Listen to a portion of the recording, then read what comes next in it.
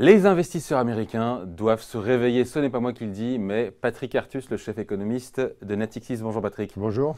Quand vous causez régulièrement, j'imagine, avec vos homologues américains, les investisseurs, les professionnels de la finance, ils ont tous le sentiment que la croissance américaine va croître comme en ce moment à 3% pendant encore longtemps. C'est vraiment leur intime conviction? Bon, il y a un petit biais. C'est assez intéressant parce qu'il y a, d'ailleurs ça se voit sur les marchés, il y a une séparation complète entre les gens qui sont sur les marchés obligataires. Quand vous regardez ce que dit le marché obligataire aujourd'hui, un taux d'intérêt à 10 ans aux États-Unis à la fin de 2017, début 2018, c'est 2,40%. Les marchés vous disent que dans 2 ans, ça sera, suivant les jours, entre 2,60 et 2,70. Le signal n'est pas très positif. Donc ça veut dire que les gens qui travaillent sur les marchés obligataires, les marchés de taux d'intérêt, pensent que l'économie va ralentir et qu'il n'y aura aucune action dure de la Réserve fédérale. Et puis alors vous regardez... C'est pas le même signal. Et vous parlez d'ailleurs aux stratégistes obligataires aux États-Unis, ils sont très prudents, ils expliquent que l'économie est en fin de phase d'expansion et que d'ailleurs la Réserve fédérale ne pourra pas très longtemps continuer à monter ses taux. Alors vous allez parler aux gens qui font des actions, alors là c'est des cow-boys absolus, donc ils peuvent vous expliquer que la croissance va être entre 3 et 4% jusqu'à la fin des temps et que donc il faut acheter des actions, même si elles valent déjà 21 fois les résultats et qu'il n'y a pas de problème. Et alors, évidemment... Alors, qui a raison? Évidemment, c'est les gens de l'obligataire qui ont raison. Parce que ce qu'il faut comprendre, ce qui est compliqué à comprendre parfois pour certains investisseurs ou certains analystes, c'est que le problème n'est pas la demande. La demande est forte aux États-Unis. La demande de biens et de services. Ouais. Baisse d'impôts de l'administration Trump, décidée à la fin de 2017. Investissement des entreprises qui est assez fort, parce que les entreprises ont plein de profits. Commerce mondial qui va mieux et qui profite à tout le monde, dont les États-Unis. Donc la demande est forte. Simplement, il y a un problème d'offre. Le problème d'offre, c'est comment on continue à embaucher dans un pays qui est en plein emploi et qui vient de réduire de façon drastique son nombre d'immigrants. Et donc, le problème de ralentissement de l'économie américaine qui est inexorable, ce n'est pas du tout un problème de demande. La demande, à nouveau, n'est pas en train de ralentir aux États-Unis. Simplement, on va arriver assez vite à une situation où tous les Américains employables ont un emploi. Et quand tous les Américains... Même avec un taux d'emploi qui est faible aux États-Unis, on sait qu'il y a beaucoup de gens qui sont découragés, qui sont sortis du marché du travail. Oui, mais on voit bien que le taux d'emploi, il est stabilisé. Il n'augmente plus. Il a réaugmenté à partir de 2014, et là, on est sur un plateau.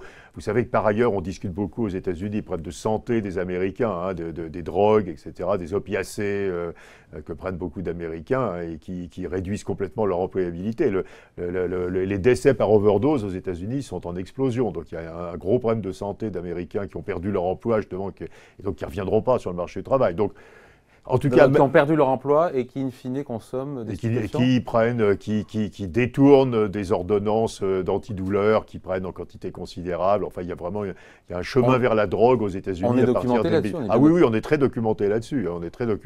Il y a des rapports entiers de l'administration américaine. Janet Yellen, l'ancienne présidente de la Réserve fédérale, avait même dans une de ses conférences de presse dit « La codéine est en train de tuer la croissance potentielle des États-Unis ». Donc, non, il y a un vrai problème de santé de beaucoup d'Américains blancs de 40 à 60 ans. On sait exactement où ça se trouve. Ceux qui ont voté Trump. Ceux qui ont voté Trump, oui, en particulier. Et qui ont perdu leur job et qui ont perdu leur job, ou qui ont des petits jobs à temps partiel et qui sont malades, quoi, je veux dire.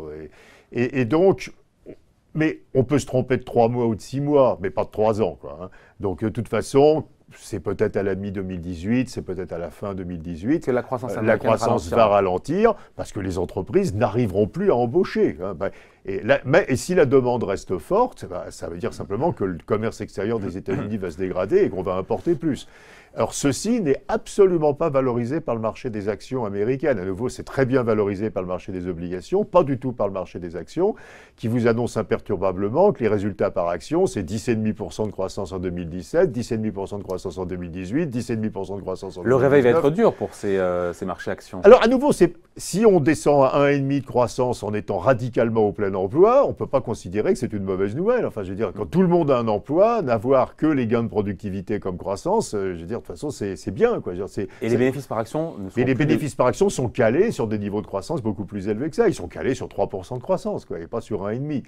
Et donc, si on descend à 1,5%, il y aura une révision à la baisse des bénéfices par action et une révision à la baisse du marché action. Mais surtout, ce qui est très intéressant, je trouve, c'est l'incompréhension par un certain nombre de stratégistes liés aux actions aux États-Unis, ou l'incompréhension incompréhension ou la volonté de ne pas faire semblant qu'ils n'avaient pas vu. C'est peut-être ça aussi. Hein. Parce que c'est quand même bien, pour vendre des actions, c'est bien d'annoncer que le marché va monter, quoi. Je dirais, c'est quand même... Mais l'apparente incompréhension de ce qu'on ne peut pas croître à 3% au plein emploi aux États-Unis.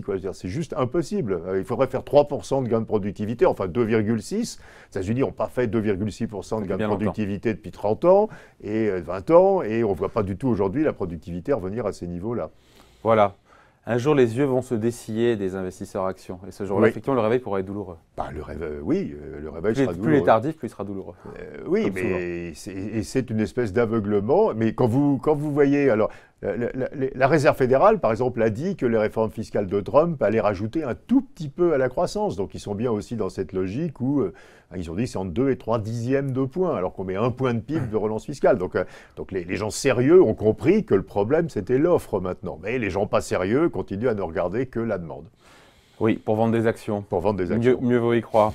Merci à vous. Merci pour ces commentaires. Patrick Artus, chef économiste chez Natixis. Merci Patrick.